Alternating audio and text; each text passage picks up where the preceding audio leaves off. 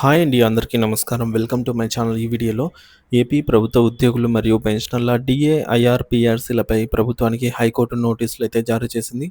మరి దీనికి సంబంధించిన పూర్తి తాజా సమాచారం ఏంటనేది ఈ వీడియోలో తెలుసుకుందాము. వీడియో అయితే ఎక్కడే గానీ స్కిప్ చేయకుండా ఎండ్ వరకు చూసేటప్పుడే ఇన్ఫర్మేషన్ పూర్తిగా అర్థమవుతుంది. అలాగే వీడియో చూస్తున్న ప్రతి ఒక్కరు వీడియోకి లైక్ చేయండి ఫ్రెండ్స్. ఈ వీడియోని తోటి ఉద్యోగ, పెన్షనర్ మిత్రులతో షేర్ చేయండి. కొత్తగా మన ఛానల్‌ని చూస్తున్నవారు ఇంకా ఎవరైనా సబ్స్క్రైబ్ చేసుకోనట్లయితే వెంటనే మన ఛానల్‌ని సబ్స్క్రైబ్ చేసుకోండి. దీని ద్వారా నేను చేసే లేటెస్ట్ వీడియోస్ అన్నీ మీ వరకు రీచ్ అవుతాయి. ఇక ఆలస్యం చేయకుండా వివరాలకైతే వెళ్ళిపోదాము. ఫ్రెండ్స్ ఇక విషయానికొచ్చినట్లయితే ఆంధ్రప్రదేశ్ ఉద్యోగుల ఆర్థిక సమస్యలు, పీఆర్సీ బకాయిలు, టీఏ, ఐఆర్ లపైన హైకోర్టు నోటీసులతో అంటే ప్రభుత్వానికి హైకోర్టు నోటీసులు జారీ చేసింది. ఈ మేరకు పెరిగిన ఉత్కంఠత. ఆంధ్రప్రదేశ్ రాష్ట్రంలో ప్రభుత్వ ఉద్యోగులు, ఉపాధ్యాయులు, పెన్షనర్లు గత కొంతకాలంగా అనేక ఆర్థిక సమస్యలతో సతమతమవుతూ ఉన్నారు. ముఖ్యంగా పీఆర్సీ బకాయిలు, కరువు భత్యం, డీఏ చెల్లింపులు, మధ్యంతర భృతి, ఐఆర్ ప్రకటన విషయంలో ప్రభుత్వం తీవ్ర నిర్లక్ష్యం వహిస్తోందని ఉద్యోగ సంఘాలు ఆందోళన వ్యక్తం చేస్తున్నాయి.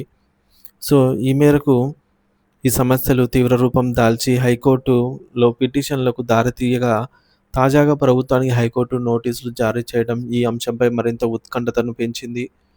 డీఏ, పీఆర్సీ అమలులో జాప్యం, ఉద్యోగుల వేదన. ప్రస్తుత ప్రభుత్వం అధికారంలోకి వచ్చినప్పటి నుంచి ఉద్యోగ పెన్షనర్లకు సంబంధించి ఒక్క డీఏ అరియర్‌ను గానీ, కొత్త డీఏని కానీ ప్రకటించిన దాఖలాలేవీ లేవు. ఉద్యోగ సంఘాలు ఈ మేరకు తీవ్ర అసంతృప్తి చేస్తున్నాయి. ఇది ఉద్యోగుల కొనుగోలు శక్తిని తగ్గించి, వారి ఆర్థిక స్థితిపై ప్రతికూల ప్రభావం చూపుతుంది. పీఆర్సీ విషయానికొస్తే గత PRC commission chairman Manmohan Singh గారు రాజీనామా చేసి ఏడాది పూర్తయింది. కొత్త ప్రభుత్వం అధికారంలోకి వచ్చిన ఏడాదిన్నర కావస్తున్నా కూడా ఇప్పటికీ 12 పీఆర్సీకి సంబంధించినటువంటి కమిషన్ నియమించకపోవడం ఉద్యోగులలో తీవ్ర ఆగ్రహాన్ని కలిగిస్తోంది.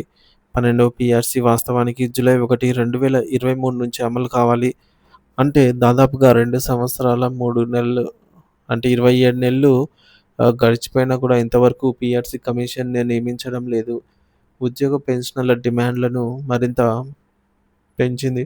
ఇక రోజు రోజుకు వారిలో ఆందోళన పెరుగుతోందనమాట. అంటే ఇంకా పీఆర్సీ కమిషన్ కూడా నియమించకపోవడంతో. మరి పీఆర్సీ ఆలస్యమయ్యే క్రమంలో మధ్యంతర భృతి ఐఆర్ అయినా ప్రకటించారంటే సో, ప్రభుత్వం ఐఆర్ ప్రకటించడం ఆహ్, మామూలుగా పీఆర్సీ ఆలస్యం అవుతున్న క్రమంలో ఐఆర్‌ని ప్రకటించడం ఒక సాంప్రదాయం ఉన్నప్పటికీ ప్రభుత్వం ఐఆర్ గురించి అస్సలే పట్టించుకోవడం లేదని ఉద్యోగులు, పెన్షనర్లు తీవ్ర స్థాయిలో మండిపడుతున్నారు. హైకోర్టులో పిటిషన్లు, ప్రభుత్వానికి నోటీసులు.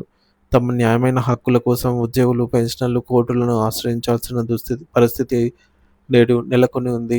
ఈ తరుణంలో ప్రభుత్వానికి హైకోర్టు నోటీసులు జారీ చేయడం ప్రాధాన్యతను సంతరించుకుంది. ఉద్యోగులకు రావాల్సిన బకాయిలు చెల్లించకపోవడంపై దాఖలైన పిటిషన్లపై విచారణ జరిపిన హైకోర్టు ఇంతవరకు ఉద్యోగులకు సంబంధించిన బకాయిలు ఎందుకు చెల్లించలేదని ప్రభుత్వాన్ని ప్రశ్నించింది. అయితే ఈ నోటీసులపై ప్రభుత్వం ఇంతవరకు ఎటువంటి కౌంటర్ కూడా హైకోర్టుకు దాఖలు చేయలేదు. మరి తదుపరి విచారణలో ఈ కేసు ఎలాంటి మలుపు తిరుగుతుందనేది వేచి చూడాలి ఫ్రెండ్స్. ఇక శాసనమండలిలో సమస్యల ప్రస్తావన. ఆంధ్రప్రదేశ్ రాష్ట్రంలో ఉద్యోగ, ఉపాధ్యాయులు ఎదుర్కొంటున్న ఈ ఆర్థిక సమస్యలు ముఖ్యంగా పీఆర్సీ బకాయిల చెల్లింపులపై శాసనమండలిలో విస్తృతంగా చర్చ జరిగింది. వివిధ ఎమ్మెల్సీలు పలు సమస్యలను ప్రభుత్వం దృష్టికి తీసుకెళ్లి తక్షణ పరిష్కారం కోసం డిమాండ్ చేశారు. ఈ మేరకు చూసుకున్నట్లయితే ఆహ్, పీడీఎఫ్ ఎమ్మెల్సీ గోపిమూర్తి ప్రస్తావన వచ్చింది. పీడీఎఫ్ సభ్యులు గోపిమూర్తి మాట్లాడుతూ ఉద్యోగ, ఉపాధ్యాయులకు 11 పీఆర్సీ బకాయిలను తక్షణమే చెల్లించాలని డిమాండ్ చేశారు. 11 పీఆర్సీ గడువు పూర్తయి 12వ పీఆర్సీ అమలు కావాల్సిన సమయం దాటిపోయిన నేపథ్యంలో 2 నెలలకు పైగా అవుతున్న నేపథ్యంలో కమిషన్‌ను నియమించకపోవడం అన్యాయమన్నారు. తక్షణమే 12 పీఆర్సీ కమిషన్ నియమించి ఐఆర్ ప్రకటించాలని, పెండింగ్‌లో ఉన్న డీఏ బకాయిలు, 11 పీఆర్సీకి సంబంధించిన డీఏ సరెండర్ లీవ్‌లు, పెన్షనరీ బెనిఫిట్స్ బకాయిలను కూడా తక్షణమే చెల్లించాలని ఆయన ప్రభుత్వాన్ని కోరారు. ఇక ఎమ్మెల్సీ ఇందుకూరి రఘురాజ్ అభిప్రాయాలు ఈ విధంగా అయితే ఉన్నాయి. స్థానిక సంస్థల్లో పనిచేస్తున్న ఎంపీటీసీ మరియు జెడ్పీటీసీ సభ్యులకు గత 16 నెలలుగా గౌరవ వేతనం ఇవ్వటం లేదని ఎమ్మెల్సీ ఇందుకూరి రఘురాజు ప్రభుత్వాన్ని నిలదీశారు. తక్షణమే ఈ బకాయిలు విడుదల చేసి ఇకపై ప్రతి నెల గౌరవ వేతనాన్ని సకాలంలో అందించాలని అయితే ఆయన డిమాండ్ చేశారు. మరి మరొక వైపు ఎమ్మెల్సీ రాంభూపాల్ రెడ్డి డిమాండ్స్ ఈ విధంగా ఉన్నాయి. గ్రామ సహాయకుల వేతనాలను పెంచాలని ఎమ్మెల్సీ రాంభూపాల్ రెడ్డి గారు ప్రభుత్వాన్ని కోరారు. ప్రస్తుతం వారికి చెల్లిస్తున్న 10,500 వేతనం చాలదని, న్యాయమైన వేతనం అందించడం ప్రభుత్వ బాధ్యతని ఆయన అన్నారు. కనీసం వంక రవీంద్రనాథ్ సూచనలు ఎమ్మెల్సీ వంకా రవీంద్రనాథ్ గారు ఈ విధంగా సూచనలైతే చేశారండి. ప్రైవేట్ పాఠశాలల్లో కనీస సౌకర్యాలు లేకపోవడంపై ఎమ్మెల్సీ వంకా రవీంద్రనాథ్ ఆందోళన వ్యక్తం చేశారు. విద్యాశాఖ అధికారుల పర్యవేక్షణ పెరగాలని, మరుగుదొడ్లు వంటి ప్రాథమిక సౌకర్యాలు కల్పించని పాఠశాలలపైన కఠినమైన చర్యలు తీసుకోవాలని కోరారు. అదేవిధంగా కాంట్రాక్టు అవుట్‌సోర్సింగ్ లెక్చరర్ల రిటైర్మెంట్ వయసును 60-62 ఏళ్లకు పెంచాలని ఆయన డిమాండ్ చేశారు.